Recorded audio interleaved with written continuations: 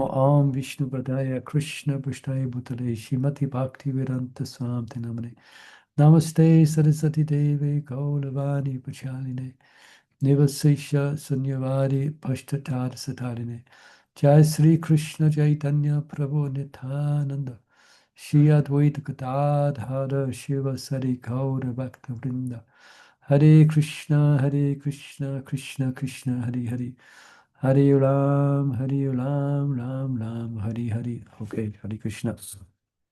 I did prepare the Bhagavad Gita beforehand. Here we go. 1, 2, 1, 2, 3. And hopefully you can see Bhagavad Gita. Yes? No? Now you can. Yeah, it just came up. Yeah, you was muted there, my Raj Kishore, but I could. Okay, so we are continuing chapter 15 and text 13. We'll just go back.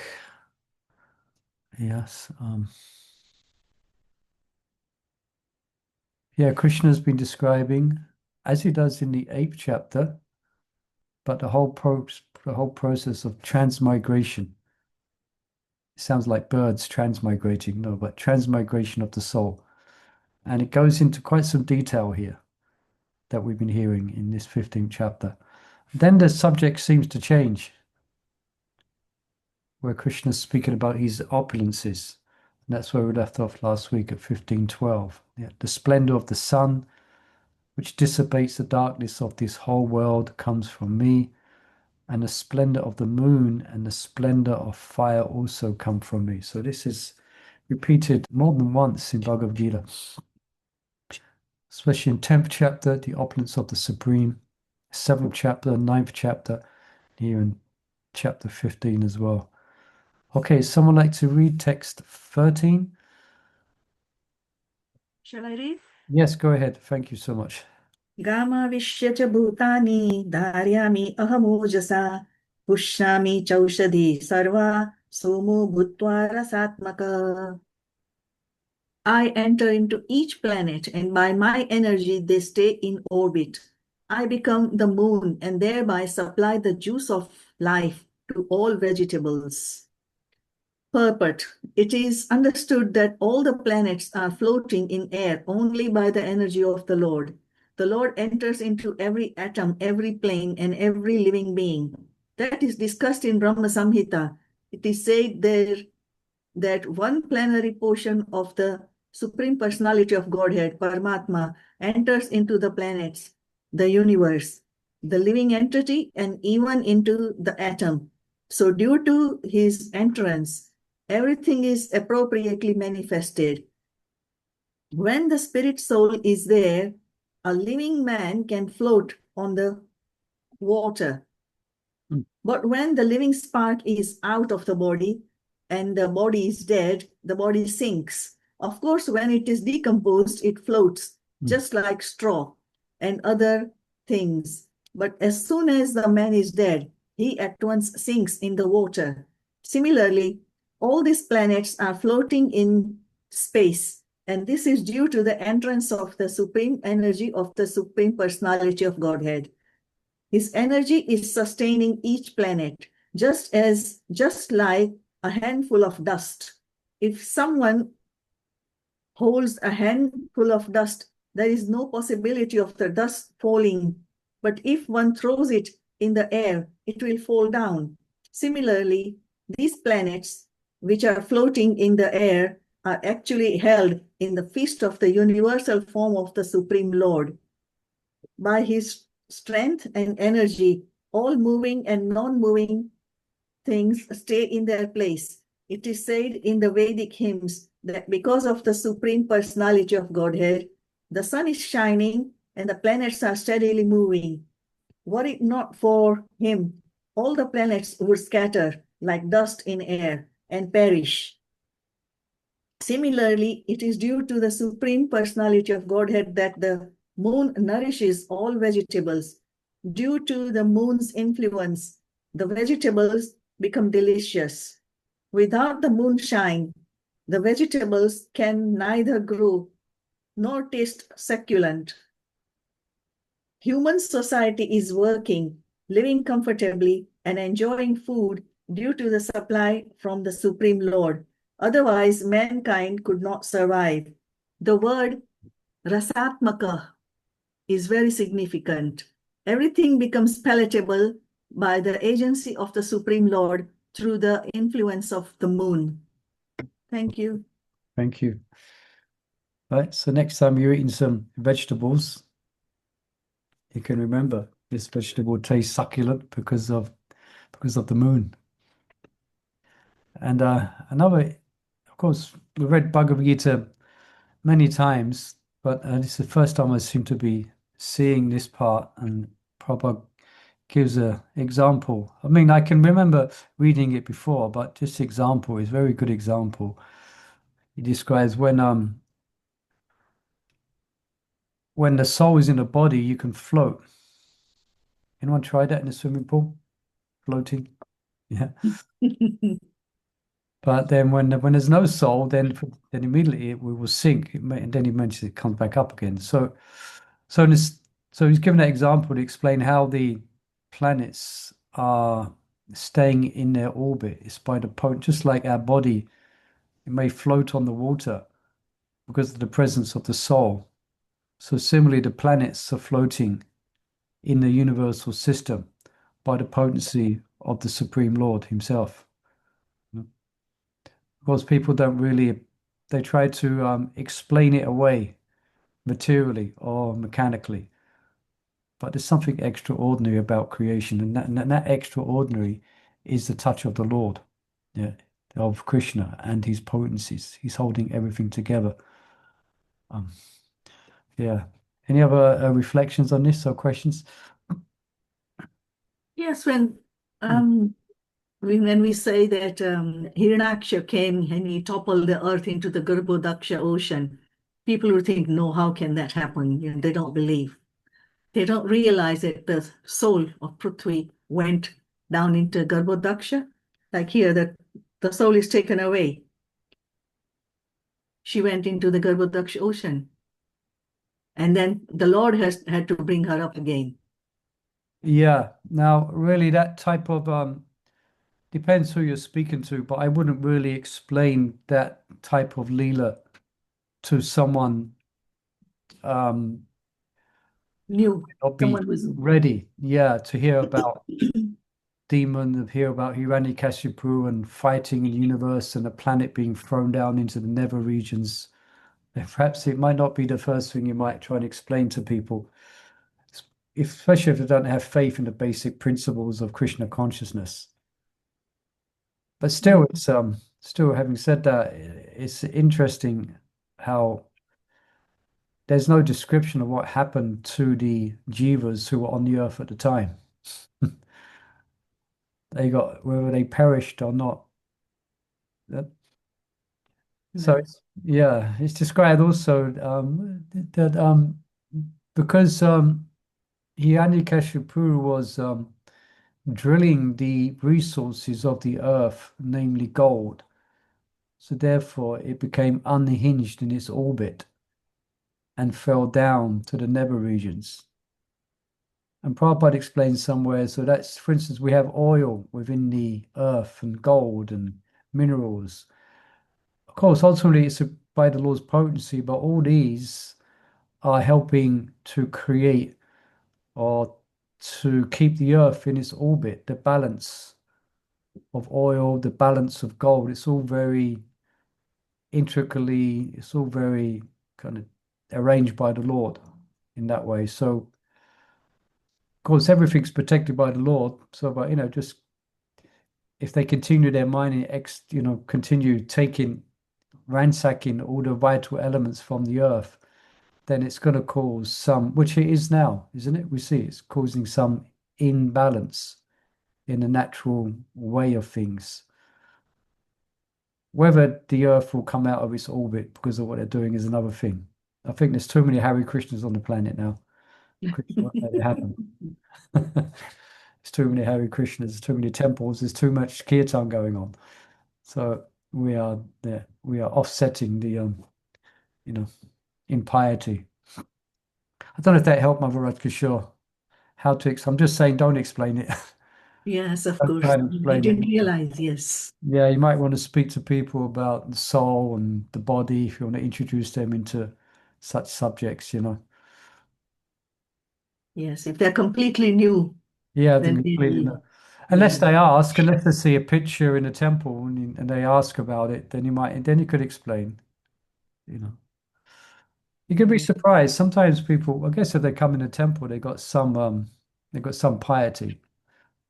But you'd be surprised. So sometimes people, especially those who come in a temple, you know, they even though they're new, they're ready to hear and they're not inimical. You know, they're ready to hear what it's all about. But still, you should be careful what you might explain to them. Yeah. Okay. Yes. All right. Then just have a quick look at the. Okay, coming up. Okay, let's read text 14. Anyone like to read this one? I just want to look at text 15. Yeah. Any readers out there? I 14. can try. I'm sure you'll be successful. Hare Krishna. Go ahead, please. Yeah.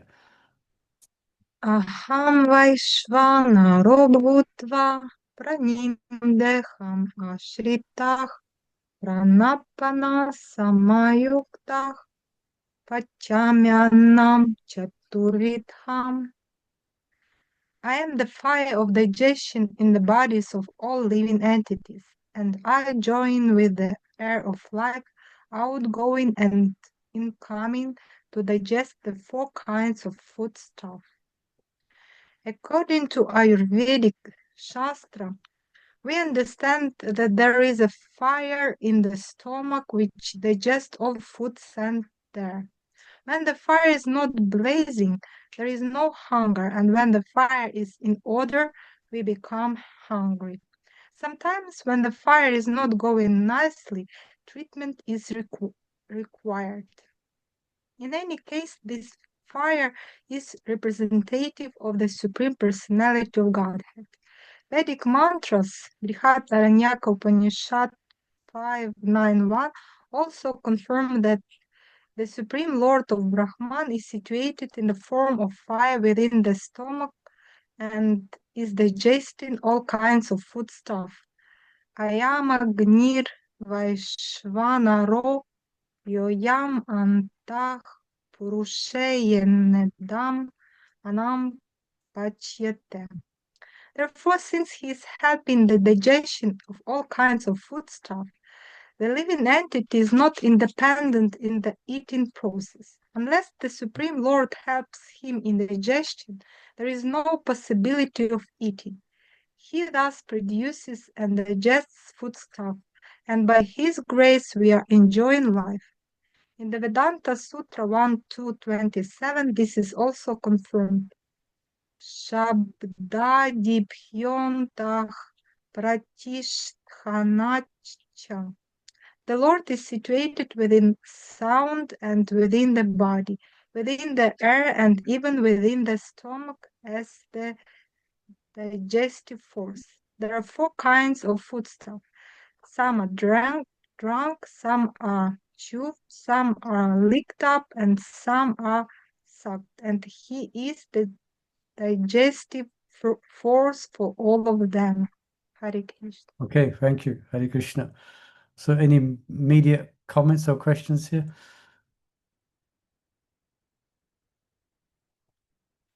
I think we could ask the question is what is Krishna not? What is he not doing? Yeah. Devi, Isha. So he is there is by his potency, everything is manifest. I mean, absolutely everything. The body, even here, the fire of digestion. There's this, I think I might explain this before. There's this cartoon or this cartoon of because the atheists they don't believe in anything. Well, they believe in their sense gratification, but they don't believe in the existence of God. But here we're hearing about how Krishna is manifesting absolutely everything. So there's this like cartoon where there's you probably might have heard me say this before, but I say it again just in case you haven't. there's this picture and there's a conference, and a conference is of fleas, and they're having a conference, okay? Fleas are having a conference, and they gather together, and they're atheists. Well, they're fleas, and what it is they have a lectern. There's one flea who's given a lecture, and this lectern is in front of them. And and beside them, there's all these long, like trees beside them by the fleas. All these long trees all beside them, which look like trees. And the man and what the flea is saying to the gathering of fleas who are listening to his lecture, that there's no such thing as dogs. Do you understand what's going on? There's no such thing as dogs, dogs. You know, work out what's going on here. Mavaluddha, you're smiling, you worked it out? Do you mean God, dog, God, something like that? Yeah, well, all the fleas are actually on the body of a dog. They actually live on the body of the dog. And they're living on the body of the dog, and they live off the sweat of the dog, and they reproduce on the dog, and the whole existence is on the dog. And that's what the big, beside the fleas, there's all these long, and that's the hairs on the body of the dog. You follow? And they're saying there is no such thing as dogs. But the whole existence is based on the existence of the dog. So in that way, atheist people, they claim there's no, because they cannot see him personally, they claim there's no such thing. But actually, he is manifest everywhere. Yeah. And he is the digestive force.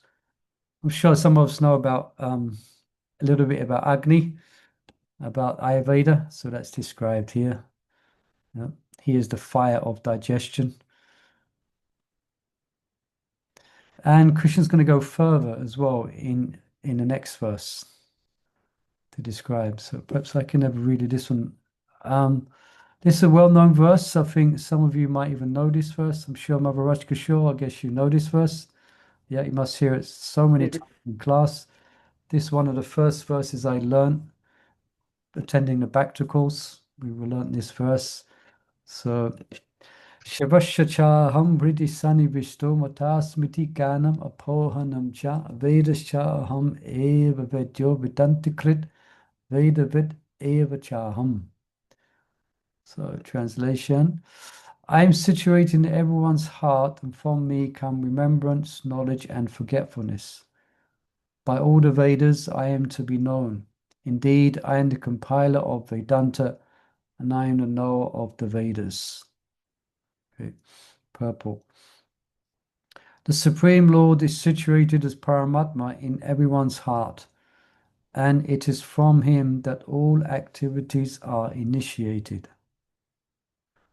Okay, all activities, religious or even irreligious, takes some explaining, but all activities are initiated by him. The living entity forgets everything of his past life, but he has to act according to direction of the Supreme. Excuse me, just do a second. 1 second. He has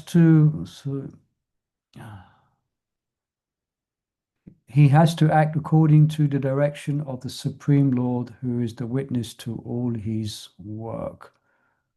Yeah. You don't mind if I comment as we go, because quite a bit in here. So that means we will find ourselves naturally attracted to certain things in our life. And that's coming from a previous life. That we may have naturally been somewhat interested in Krishna consciousness and interested in the devotees. So that's no doubt come from a previous life, but we can't remember that ourselves. It's Krishna gives us that remembrance. It's something that looks very familiar, so we're attracted to it. So that's Krishna actually described here. It's Krishna's giving that remembrance. So it says here, he acts according to direction of the Supreme Lord, who is the witness of all his work. So, yeah, the witness of his work in previous lives. Therefore, he begins his work according to his past deeds. Required knowledge is supplied to him, and remembrance is given to him, and he forgets also about his past life. Thus, the Lord is not only all-pervading, he is also localized in every individual heart.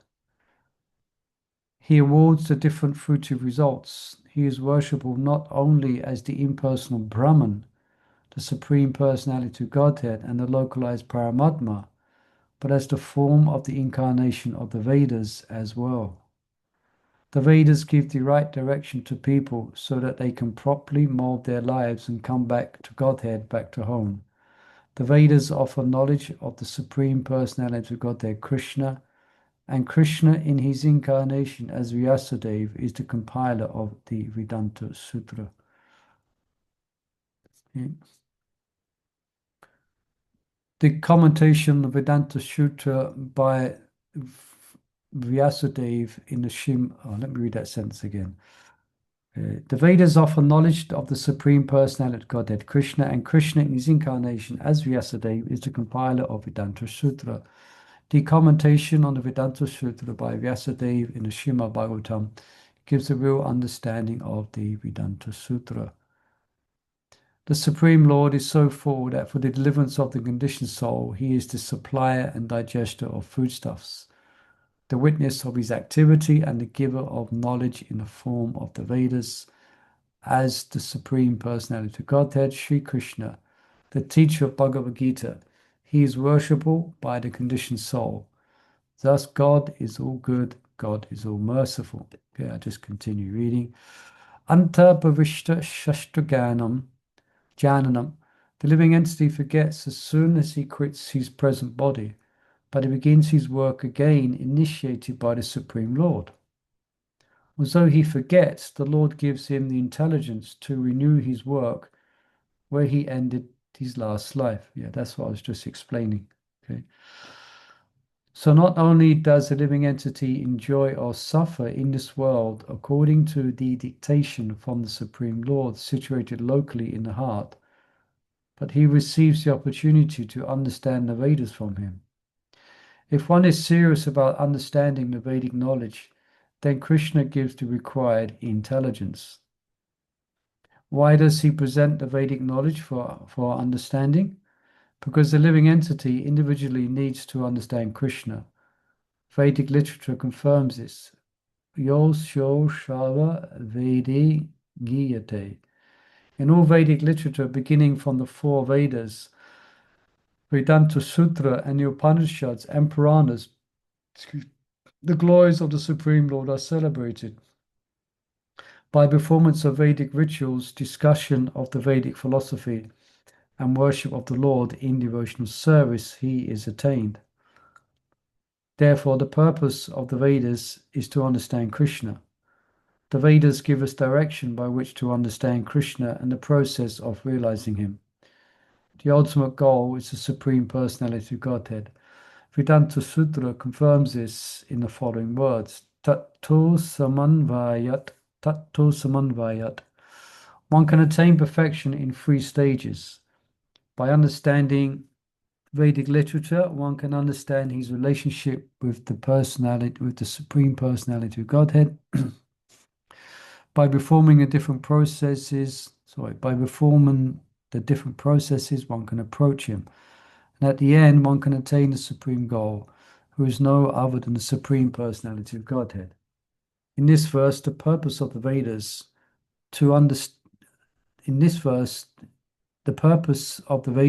the understanding of the Vedas, and the goal of the Vedas are clearly defined. Okay? Any questions here? Comments?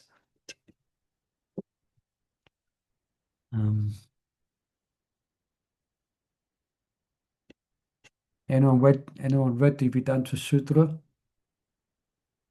No, you don't need to. The Vedanta Sutra is quite actually it's a relatively small book. It's doable. It's readable. I have a copy here, but it's very, very difficult to understand.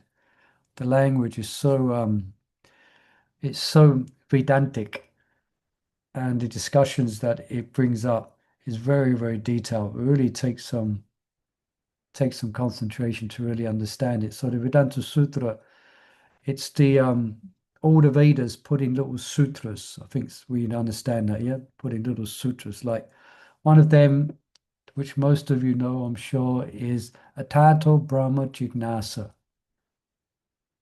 Yeah, now it's time to inquire into the absolute. It's just given in that sentence. And then from that, there's a whole, what that actually means. Atato Brahma Jignasa. Now you've achieved the human form of life. Now's the opportunity to ask questions about your existential position in this world. And therefore, that's what the Vedas give. Yeah. But the natural commentary on Vedanta Sutra, I'm sure you know, is the Srimad Bhagavatam. That's what Srila Vyasadeva, the author of Vedanta Sutra, that's described in the beginning of Bhagavatam. He felt he hadn't been, he hadn't given them directly the path of bhakti, so therefore he wrote about Krishna directly in the Srimad Bhagavatam. Yeah.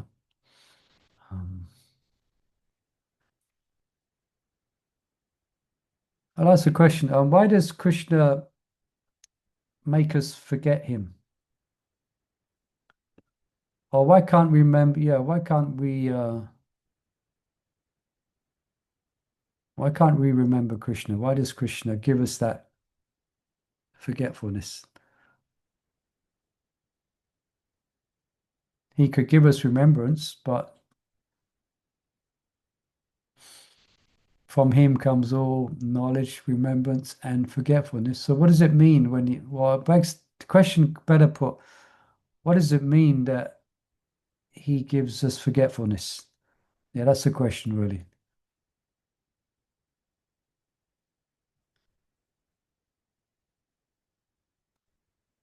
You can have a wild guess. Why does he give us forgetfulness? I think it's because we are free to choose, and if we choose to forget something, God gives us this chance to forget. Yeah, basically. That's it, because we desire to enjoy separately from him, then although we are naturally, in a natural position, we are God conscious. So therefore, he gives us the means by which we can act out our so-called independence from him. So therefore, he covers us in ignorance. And so we cannot remember. So we can artificially try to enjoy. Otherwise, if we was conscious of Krishna, it'd be very difficult. Yeah. So Krishna. Now, he's doing it, as Mother Luther correctly said, he's doing it based on our specific free will. Yeah. So therefore, based on that, then he gives us he puts us in a certain position by which we can act out in this material world. So he makes us forget previous lives as well. Some people have insight into in what's called past life regression. Some people have insight into past lives, but generally not. And that's just as well, that's just as good. I mean, even in this life, the things that we have to go through often causes quite some turmoil just in this one life. But if we could remember all previous lives, we would be in some state mentally. We could well be. We could had perfect recall of previous lives, and it would make life very complicated as well.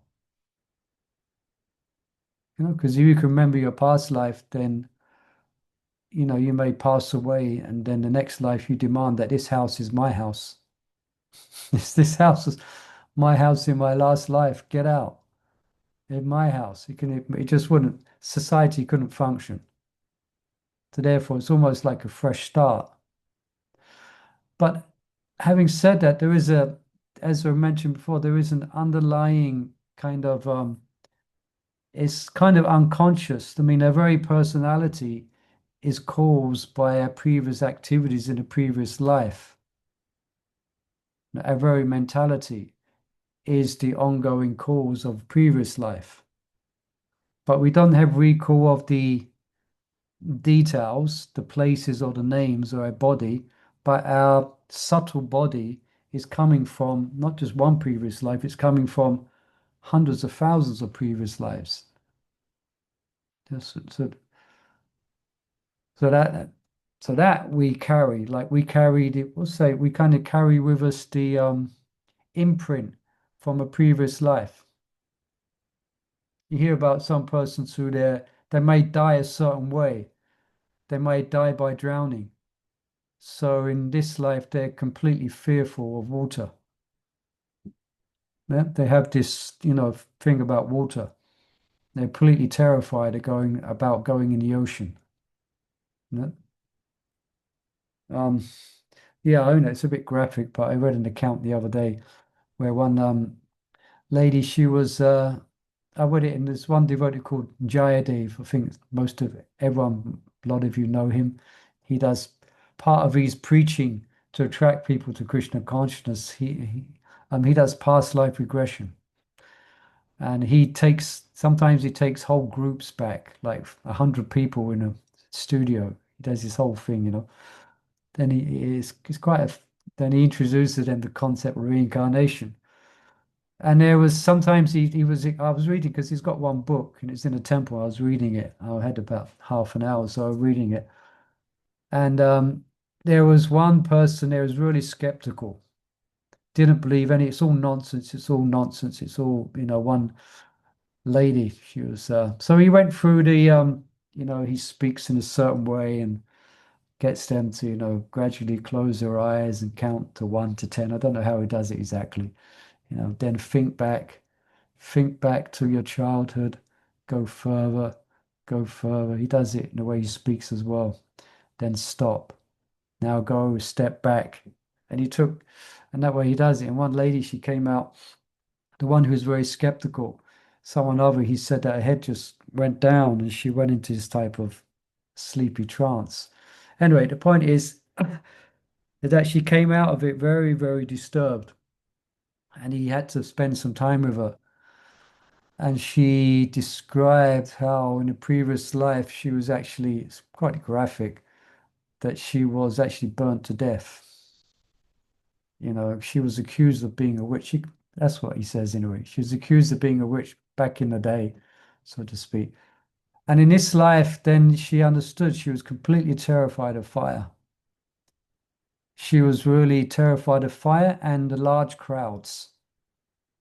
Because when she got burnt to death, there was large crowds who were heckling her, who were heckling and surrounding her.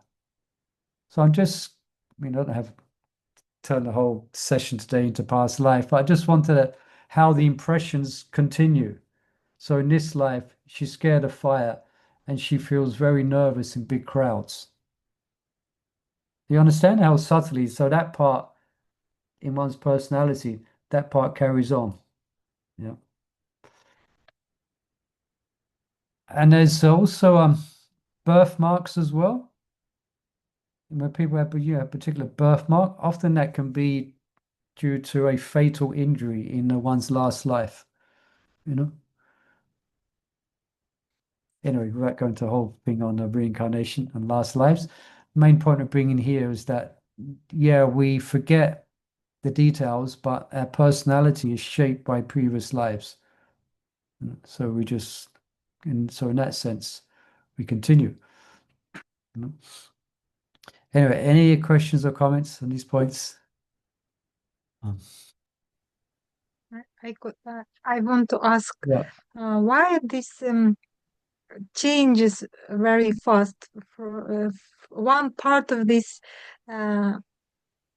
verse is telling about remembrance, knowledge, and forgetfulness, but another part says about Vedanta, and why this is in one verse together, put together, remembrance and Vedanta. I don't understand why this change very fast Yeah, from knowledge.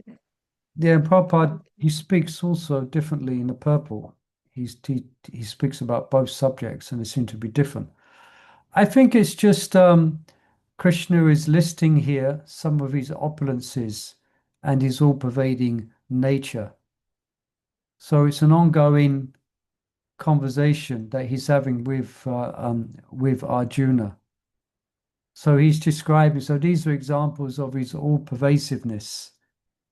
He's situated in everyone's heart, and from him comes remembrance, knowledge, and forgetfulness.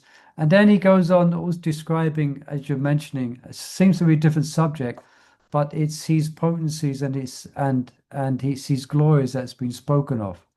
Not only is in everyone's heart, but actually he is to be known. Of all the Vedas, he is the compiler, and he's to be known. So he's not only all pervading, all remembrance comes from him, knowledge and forgetfulness, but also he's all the Vedas. He is to be known. So I think it's in that light. He's just given a general description, unless anybody else has any insight. Prabhupada doesn't highlight specifically, just speaks about both subjects in the purple. Did that help? I'm just explaining that it seems to be onward. Like the next verse is going to be different. Yeah, I'm the knower of the Vedas. The next verse is about the fallible and the infallible, and he is above both the fallible and the infallible. So he's just listing off his glories here. Yeah. Is that okay? Or did I help? Thank you. Yeah. Yes. Thank Yeah. Okay. Do you want to highlight anything else from this purple? Otherwise, we can read the next verse.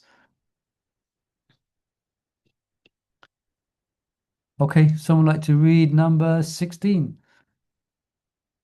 Relatively small purple. Any readers? Going once? Going twice? I can read it second time if Yeah, it's go ahead. everyone else. Okay. Yeah, I think we have a Dvavimau small purusha crowd uloke. today. We have a small Sorry. crowd. Yeah. So there's only a few of us. Go on. Okay. Dvavimau purusha uloke ksharaschaksara eva cha ksharah sarvani bhutani kutastho akshara uchyate. There are two classes of beings, the fallible and the infallible. In the material world, every living entity is fallible, and in the Fallible. spiritual, Fallible. Go on. fallible, Fallible, yeah. It's not fallible. fallible, yeah. And in the spiritual world, every living entity is called infallible. Purport. As already explained, the Lord is in his incarnation as Vyasadeva compiled the Vedanta Sutra. Here, the Lord is giving, in summary, the contents of the Vedanta Sutra. He says that the living entities, who are innumerable, can be divided into two classes, the fallible and the infallible.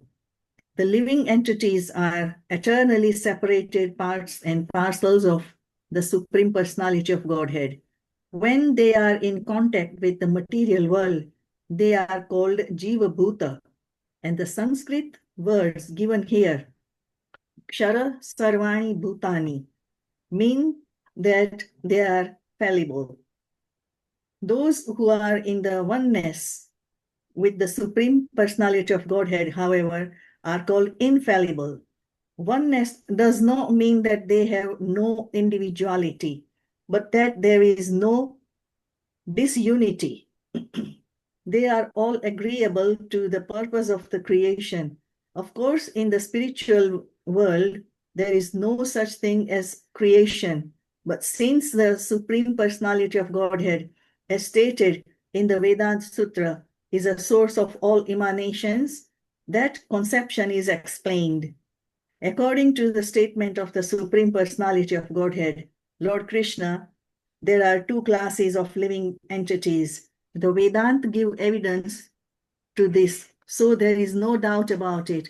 The living entities who are struggling in this world with the mind and five senses have their material bodies, which are changing. As long as the living entity is conditioned, his body changes due to the contact with matter. Matter is changing, so the living entity appears to be changing. But in the spiritual world, the body is not made of matter. Therefore, there is no change. In the material world, the living entity undergoes 6 changes: birth, growth, duration, reproduction, and then dwindling and vanishing. These are the changes of the material body. But in the spiritual world, the body does not change. There is no old age. There is no birth. There is no death. There are exits in oneness.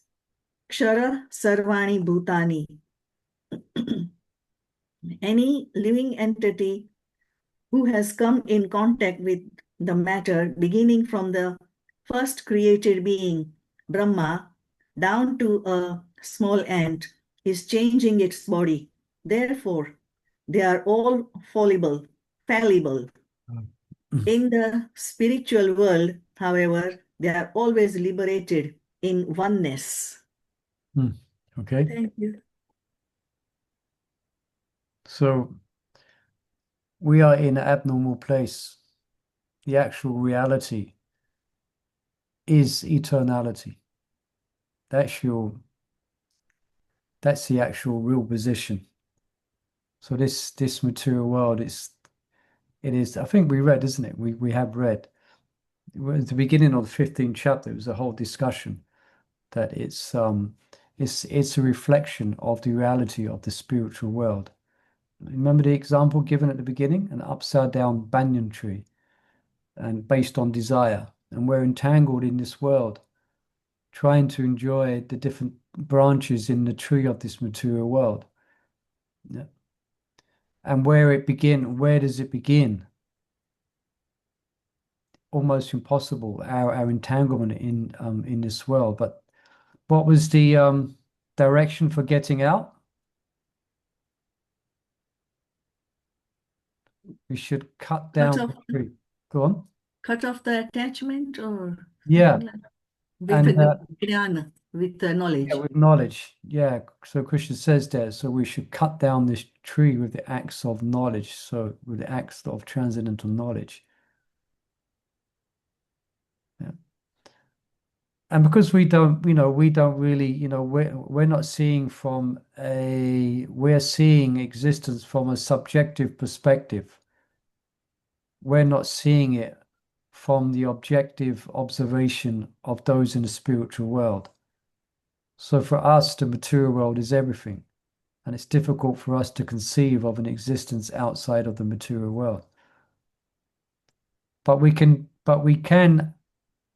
know about it, that we can know about the spiritual world.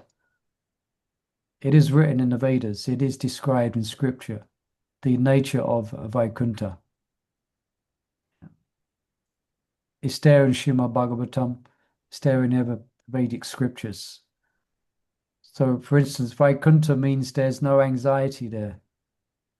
So, the amount of infallible jivas in the spiritual world far outweighs those within the material world. So there are millions upon trillions and millions upon trillions and trillions and billions of souls in Vaikuntha. But not one of them has any anxiety. I mean, even ourselves as devotees, we have different anxieties throughout the day, isn't it? It just comes on a daily basis. It may come different stresses, different anxieties, just by the soul moving around in this temporary material world, in a temporary body. It's a source of unlimited anxiety, and every individual has a different layers of anxiety, especially those who are irreligious. That's described in the next chapter, 16th chapter, the divine and demonic natures. So can we try and appreciate a place where no one has any anxiety? It doesn't exist. Difficult to conceive fully because we're so used to it's for us, it's normal, it's part of life. But actually, the spiritual world where everyone is devoted to Krishna and everyone's attracted to Vishnu, everyone's attracted to Krishna, and it's all governed by the internal energy, it's not governed by the external energy. So there is no, described here, there is no growth, there is no birth. I guess no one has birthday parties in the spiritual world. That's a shame. There's no birthday parties. I mean, there's no birthday cakes. Yeah, there's no birth. There is no birth.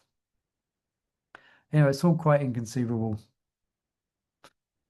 Because if there's no birth, for someone who reaches perfection and enters that realm, then they must have not been there and then they're there.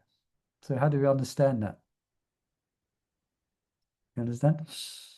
So when we're trying to understand the nature of the material world, which is subject to time, and enter into the spiritual world, where you enter into the realm that there's no past. So it's as if you have always been there. It's very deep to try and comprehend. When someone obtains ultimate liberation and they go to Vaikuntha, it's not as if they take birth there. They enter into the realm of eternity, which is the real nature of the soul. Anyway, trying to understand something inconceivable. Yeah. Yes, surely they have festivals. Birthdays were, I mean, if you see in ancient times, like our grandparents and their parents, birthdays were never celebrated. Oh, Always, only the festivals were celebrated. there you So go. surely that's what's happening in the spiritual world. Yeah, I mean, we hear these descriptions. Every step is a dance. Every word is a song. Yeah, it's festivities. Yeah, festivals in glorification of the Lord for sure. Yeah. Yeah, interesting. You never used to celebrate birthdays. Okay. Yeah, so there's no birthdays in the spiritual world. Happy birthday to you. Nothing, there is no birth, it's just eternity. Anyway, I often try and understand this. I think I said before, but we can get some insight into it when we understand that we're the observers of, we are observing birth, growth, duration, reproduction, then dwindling. We, the soul, observe it. So that's eternity.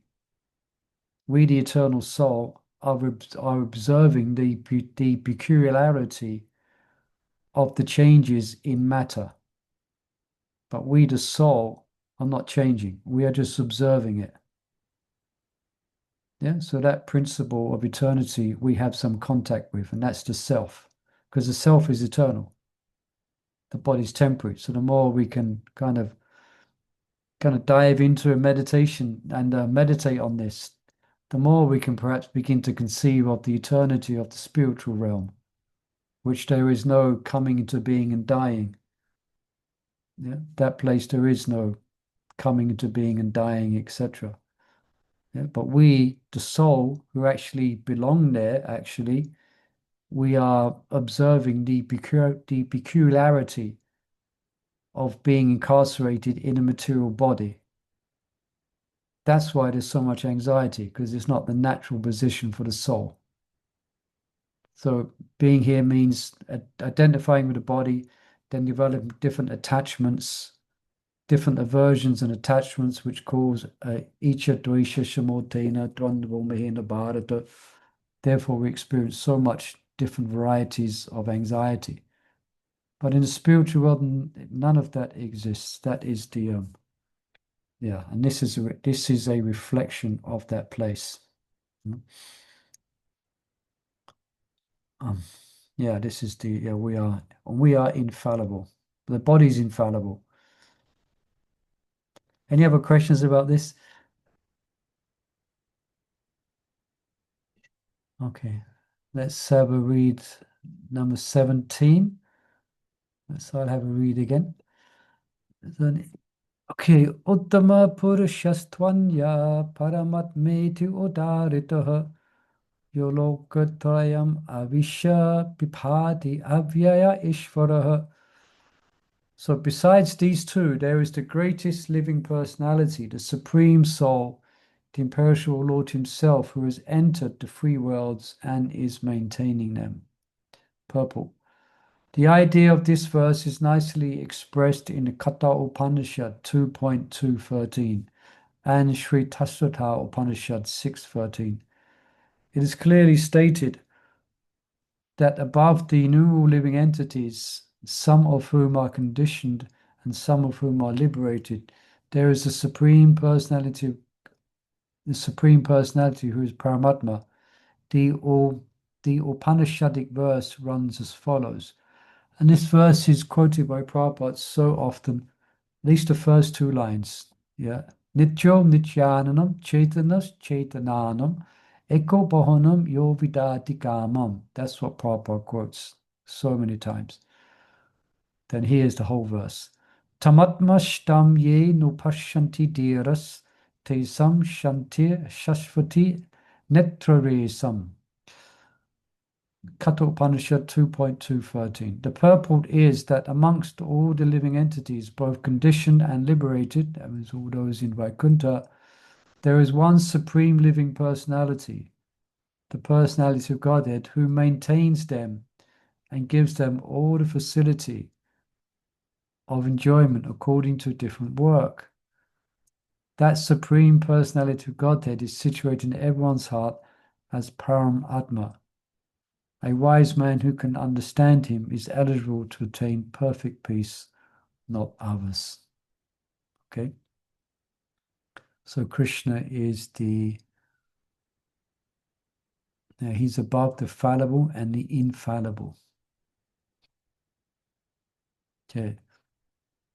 Any questions or comments? In this chapter, Krishna is talking about his impersonal Leela. He's not talking about his personal, like he's a Purushottama, and like here he says he's a Purushottama, and before he says Dwavim, there's another man, but he doesn't give any of the Leela ones. I lost me a bit there. Yeah, he's... Sorry, just ask the question again. He is giving all the Krishna's names here, like Purushottama and Here he's giving the name. it's Paramatmeti. All they are not Krishna's Leela names. Yeah, there's secondary names. Secondary, yes. Secondary, primary names, and that's what we chant. Govinda, Krishna, Kamadevaya, Govindaya. So they're the primary names. So the secondary names are in regards to his creative potencies, mainly, and how he's manifesting within the material world. Paramatma, Garbhadakshay, Vishnu, etc. So you're just bringing that out, yeah? Paramatmeti, Paramatma. Yes. Yeah. It's all the whole chapter is secondary names. None of the Krishnas are Okay, yeah. Well primary. noticed. Yeah, well noticed. Yeah, because this is nature, the enjoy, and consciousness. That's the name of this chapter, isn't it? Yeah. So it's describing about the material nature, the enjoy, the jiva, the consciousness. So it's describing about the external energy of the Lord, which is manifest by the potency of Krishna. Yes. All right, let's have a look at, perhaps just let's read one more verse. Text 18. Then we're pause. You like to read again, Maharaj Kishore? Yeah, okay. यस्माक्षरम् अतीतोऽहम् अक्षरादपि चोत्तम अतोऽस्मि लोके वेदे च प्रथितः पुरुषोत्तम. Because I am transcendental beyond both the fallible and the infallible. And because I am the greatest, I am celebrated both in the world and in the Vedas as a supreme purport. No one can surpass the supreme personality of Godhead, Krishna, neither in the conditioned soul nor the liberated soul. He is therefore the greatest of personalities. Now it is clear here that the living entities and the supreme personality of Godhead are individuals. The difference is that the living entities, either in the conditioned state or in the liberated state, cannot surpass in quantity the inconceivable potencies of the supreme personality of Godhead. It is incorrect to think that the Supreme Lord and the living entities as being on the same level or equal in all respects. There is always the question of superiority and inferiority between their personalities. The word Uttama is very significant. No one can surpass the Supreme Personality of Godhead. The word Loke signifies in the Paurusha Agama, the Smruti scriptures, as confirmed in the Nirukti dictionary. Lokyate vidartho nena. The purpose of the Vedas is explained by the Smruti scriptures. The Supreme Lord, in his localized aspect of Paramatma, is also described in the Vedas themselves. The following verse appears in the Vedas, Chandogya Upanishad 8.12.3. Twadesha samprasado samak charirat samuthaya param jyot rupam samadaya swena rupena binishepyate sa uttama purusha. The super soul coming out of the body enters the impersonal Brahma Jyoti. Then in his form, he remains in his spiritual identity. That supreme is called the Supreme Personality. This means that the Supreme Personality is exhibiting and diffusing his spiritual effulgence, which is the ultimate illumination. That Supreme Personality also has a localized aspect as Paramatma. By incarnating himself as a son of Satyavati and Parashar, he explains the Vedic knowledge as Vyasadeva. Okay. So, I mean, this is why the Vedas often, especially the Vedas represented by the Gaudiya Vaishnav line, or the Vedas themselves, actually make a big deal out of the explaining the tattva of the jiva tattva, and then the tattva of Bhagavan. And normally it's how great Bhagavan is, how great the Supreme Lord is, and that's what's being described in this chapter. Here, Krishna's describing it. So therefore, it should be a ludicrous consideration that the jiva is the same. No, it's completely different. Although they're both of a spiritual nature, there is a big difference between a jiva and the Supreme Lord. So that's why it's described here. There's two types of persons, fallible and infallible. Then above both of them is the Supreme Lord himself. He's even above the infallible. So that's what Prabhupada is making this point here. The difference is that the living entities, either in a conditioned state or liberated state, cannot surpass in quantity the inconceivable potencies of the Supreme Lord. they're not on the same level. Yeah, they're not on the same level or equal in all respects. Okay, so Prabhupada always takes an opportunity to make that very, very clear. And here, just this point here, I found this interesting. About the super soul. So what, the super soul enters the heart of every jiva. But what happens when the super soul accompanies the jiva in his different bodies? But here described the super soul coming out of the body enters the impersonal Brahma Jyoti. But let me read this again. Sorry to take time, but the Supreme Lord in his localized aspect of Paramatma is also described in the Vedas themselves. So just to let you know, there is no Paramatma in the spiritual world. There is no Lord in the heart in the spiritual world. Everything is spiritual. So the whole atmosphere is completely spiritualized and Krishna's present everywhere. So there's no need for a kind of inner guide.